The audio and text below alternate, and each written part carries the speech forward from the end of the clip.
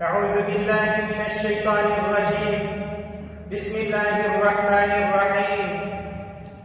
الحمد لله رب العالمين، والصلاة والسلام على رسولنا محمد وعلى آله وأصحابه أجمعين.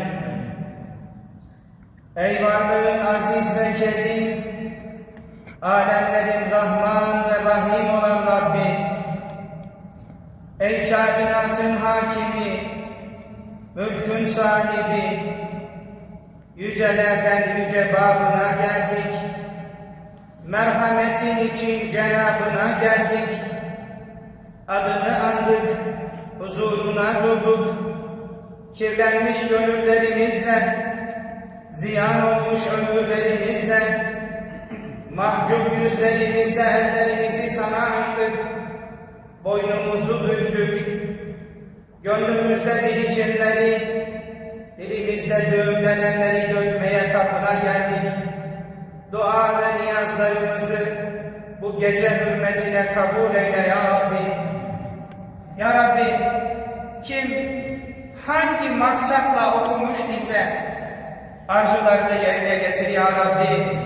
Şu anda bu duaya amin diyen bütün müminlerin de cümle geçmişlerinin dar-ı dünyadan dar-ı ukvaya irtihal etmiş bütün mümin ve müminatın da ruhlarına bağışladık.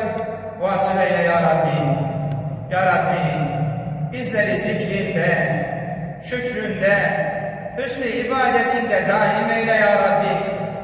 Haramlardan uzak, helallere dost eyle ya Rabbi. Bedenlerimize sıhhat ve afiyet ver ya Rabbi. Tekrar hastalarımıza Şafi isminle şifalar ihsan eyle ya Rabbi.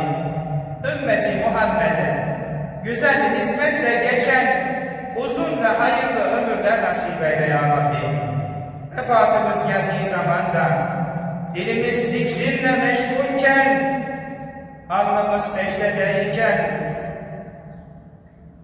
senin sevdiğin, razı olduğun bir hal üzere ruhumuzu teslim etmeyi nasip eyle ya Rabbi.